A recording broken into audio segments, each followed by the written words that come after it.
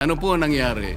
Sa paghanap ko ng clarity, sa paghanap ko ng sagot para suportahan natin ang West Philippine Sea, ang inaani ko pa po ay parang ako po'y maka-China. Hindi po. Hindi po. Sana po ipatawag natin. We recognize very quickly for manifestation Senator Rodante Marcoleta. Senator Dante Marcoleta is recognized.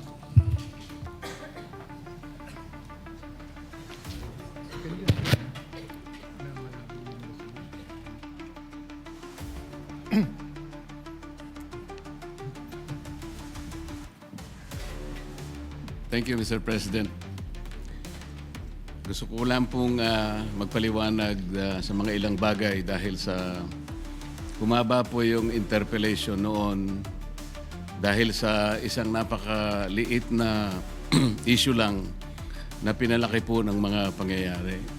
Noong panahon na ako po ay nag-interpellate, nagkaroon po ng misconception about the West Philippine Sea at saka yung ating exclusive economic zone. Kumbaga po sa pagluluto natin, Mr. Chair, ang nangyari po, nagluluto po tayo ng simpleng ulam lang, naging chapsuy po. At nung maging chapsuy po, lalo pa pong lumaki sapagkat meron pa pong napakaraming mga tao ang sumausaw at naglagay po ng seasoning. Isa po sa taong sumausaw sa issue, Mr. President, ay yung dating Justice ng Korte Suprema, si Justice Carpio, at saka yung isang profesor yata ng Universidad ng Pilipinas, nangangalang J. Batong Bakal. Napakasimple po ng gusto ko lamang pong matukoy noon, Mr. President, na dahil nga po sa mga batas na ginawa natin, nung dinidefine natin ang West Philippine Sea, isinama po natin yung Kalayaan Island Group. Sinasabi ko lamang po na kaya tayo nagkaroon ng matinding hindi pagkakaunawaan.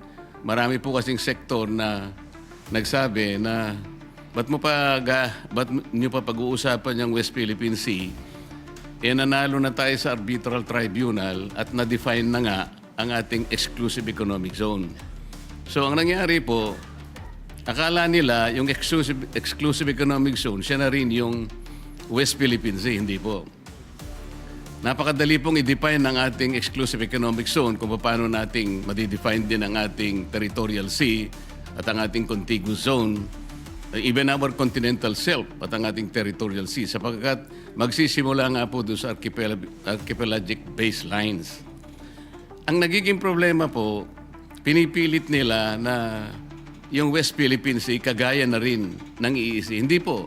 Nung isama po yung Kalayaan Island Group, nakalimutan po nila na yung ibang features na sinasakop po ng ating bansa, halimbawa po yung Pag-asa, yung Parola, yung Kota, yung Lankiam, ito po ay 200 nautical miles away from the baseline, ay from the EEZ.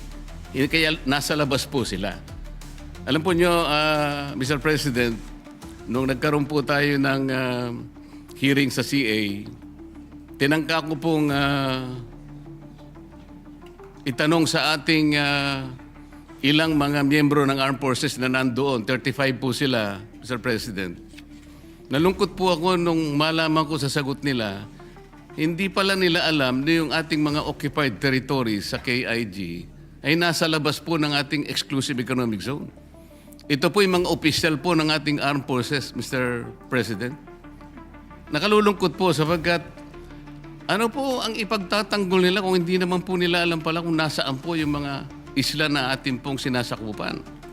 Napakahalaga po noon na Mr. President, bagamat ang usapan doon ay teritoryo, dahil sa definition po ng ating West Philippine Sea, ang importante po doon ay yung karagatang sinasakupan natin. Kung isasama po natin ang West Philippine Sea, Mr. President, ang gusto ng Pilipinas kasi, ituring po yung mga features sa Spratlys na isang grupo lamang ng mga isla. Yung tinatawag po nilang offshore archipelago. Ang sabi po ng arbitral tribunal, Mr. President, hindi po ninyo magagawa yan, sabi niya, sa Pilipinas. Tama na kayo po ay isang archipelagic nation, ngunit hindi nyo magagawa yan sapagkat you will not be able to meet the requirements of land and water ratio.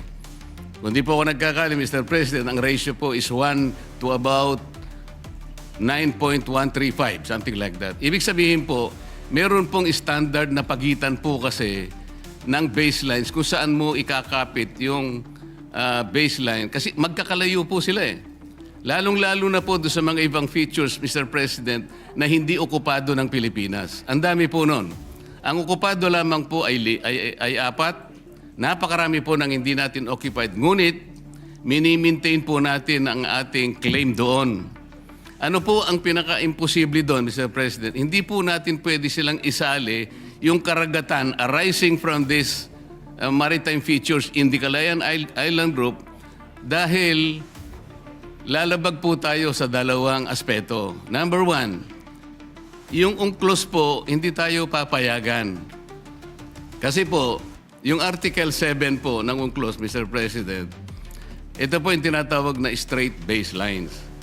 Mababiolate po yun kapag kinonect po natin yung features outside our EEC ng mga straight lines dahil yung straight baselines po natin magde-depart po sa appreciable part ng ating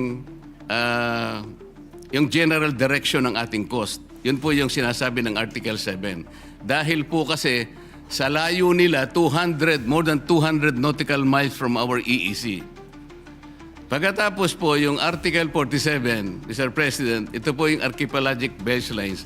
Mababiolate po, ito po yung sinasabi nating ratio of water to land.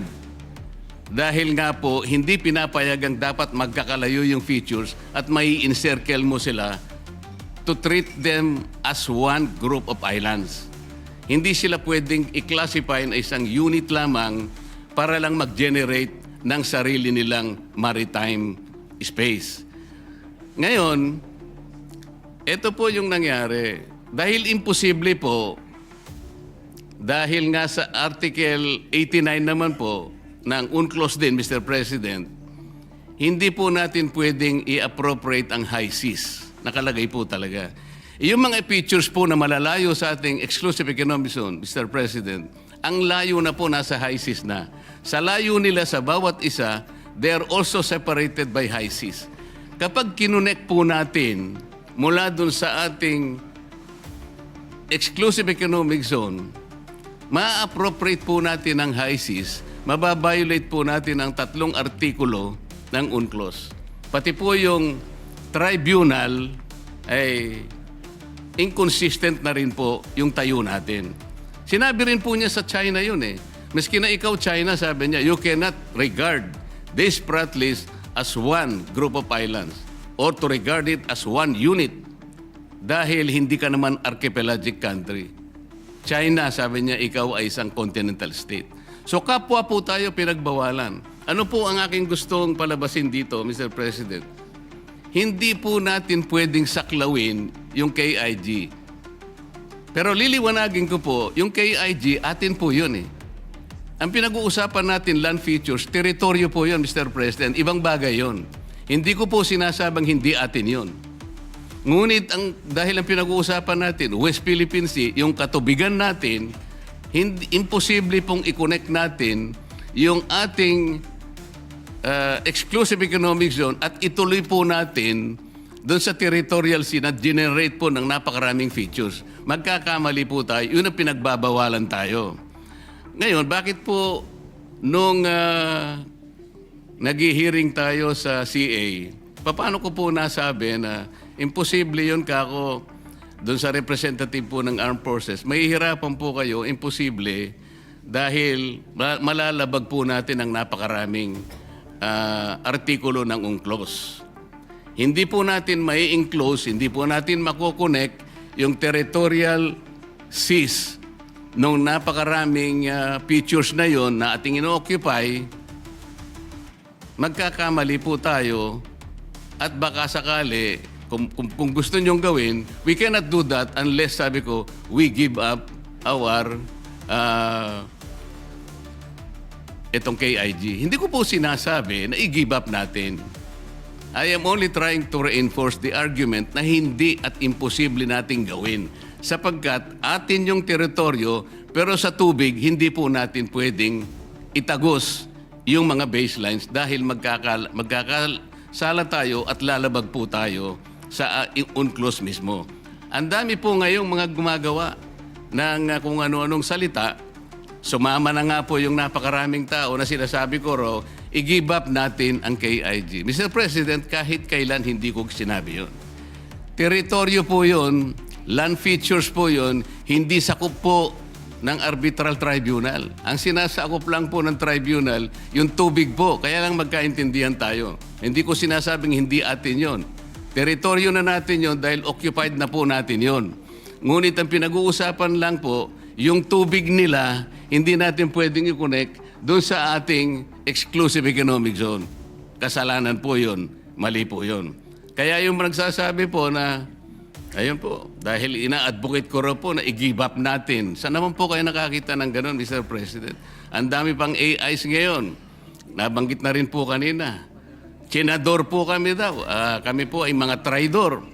Paano po bang magiging traidor ang isang tao? Nililinaw lang po ang basihan na sinasabi natin kung gusto nating magkaroon ng West Philippine Sea o di makiusap tayo.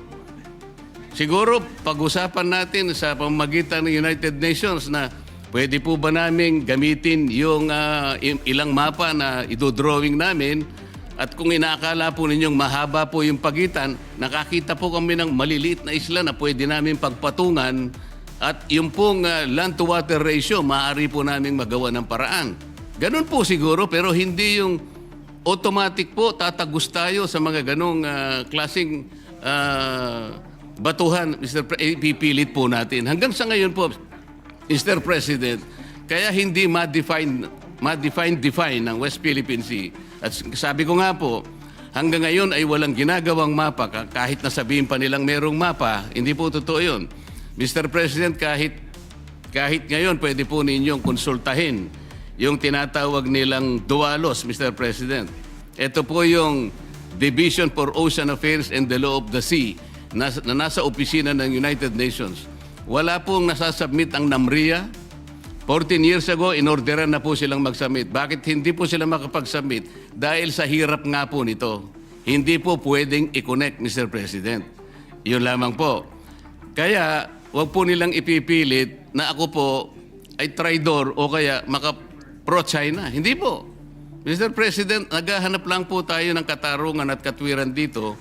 Kailangan maabisuhan po natin ang Coast Guard na kung ano man ang kanilang pinagsasabi rito, nagkakamali po kayo sapagkat wala pa pong West Philippines, wala pa po tayong mapa. Ang West Philippine Sea, nagkakaintindihan pa tayo, gusto nating gawin, gusto nating i-drawing, pero pagsikapan po natin kung paano natin talaga i-drawing sa harap ng napakaraming legal impediments na nakaharap sa atin. Yun po yung gusto kong linawin, Mr. President. Ngayon, kaugnay po doon sa pagbobotohan natin ngayon. Kagaya po na sinabi ni Senator Cayetano, Mr. President, talagang ako po nagtataka, ikukondem po natin ang public statements ng China na hindi ko po nakikita alin-alin po yung mga public statements para po tayong napunta sa eleksyon, mag-i-elect po tayo, pero wala pong kandidato, paano po tayong boboto? Yun po yung pinaka-problema natin. Yung pong Coast Guard, Mr. President, binasa ko po yung kanilang mga kapangyarihan, yung powers and functions of the Coast Guard. Hindi po nagkakamali, nasa 17 functions and powers. Ni isa doon, wala po akong makita, Mr. President, na pwedeng gawin ng isang spokesperson, nagagawa siya ng ganun, pupunta siya sa isang eskwela, magdi-discuss siya doon at sasabihin niya, bully ang presidente ng China at gagawa siya ng caricature. Wala po sa functions eh. Paano po ngayon natin bibigyan ng encouragement na pagbobotohan natin, ididepensa po natin yung paraan na ganun. Tayo po yung nagkakaisa na kailangan po natin ilaban ng sa atin. Nasabi na po yan kanina ni Senator Alan. Ngunit yung pamamaraan po ang problema eh. Ngayon, gusto kong bumoto sana kung halimbawa Manila ang pinag-uusapan natin.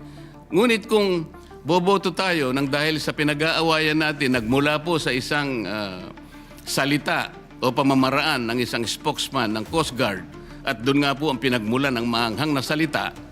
At ngayon nga po ay nakukompromiso na tayo at pagbobotohan natin, susuportahan natin yung ganung pamamaraan, baka lalo po tayong magkamali eh. Mr. President, tayo pong mga Pilipino, merong kasabihan eh.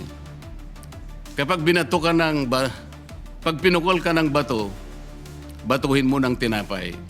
Yun po yung kulturang Pilipino, Mr. President. Ngayon po, maski sa Biblia po may sinasabi, kapag yung bulag, inakay niya ay kapwa bulag, wala po silang kapupuntahan, Mr. President. Naghahanap po tayo rito ng clarity. Ano po ang nangyari? Sa paghanap ko ng clarity, sa paghanap ko ng sagot, para suportahan natin ang West Philippine Sea, ang inaani ko pa po ay parang ako po'y maka-China. Hindi po. Hindi po. Sana po ipatawag natin ang NAMRIA. Para sa ganun, itanong natin sa kanya, bakit sinabihan ka na in 2012 sa pamagitan ng Administrative Order Number 29. 14 years ago, sinabihan ka na in consultation with the DFA na i-prepare mo na yung mga mapa. Bakit hanggang ngayon ay wala pa? So, imbes na ipatawag po natin ang NAMRIA, ang gagawin po natin ay boboto tayo sa mga public pronouncements ng China para po yatang parang parang may problema doon na Mr. President. Imbes na ipatawag natin yung mga taong dapat gumawa ng mapa sapagkat gusto ko rin pong malaman kung paano nila gagawin ang mapa. Sa akin po kasing palagay, imposible silang makagawa ng mapa dahil nga magbabiolate tayo sa napakarami po na artikulo ng UNCLOS at lalabagin po natin yung arbitral award na ating isang pinagbabasihan. So, Mr. President,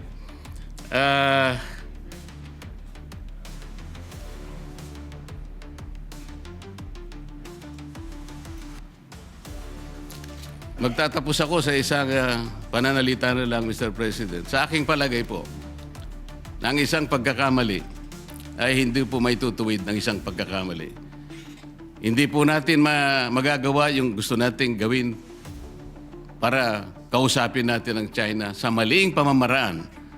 At kung pamali po ang paraan, wala po tayong magagawang mabuti, Mr. President.